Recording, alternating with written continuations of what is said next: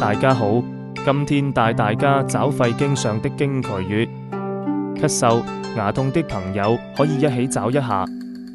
經為經過，渠為渠道，此穴是經脈經過的渠道，所以被稱為經渠穴。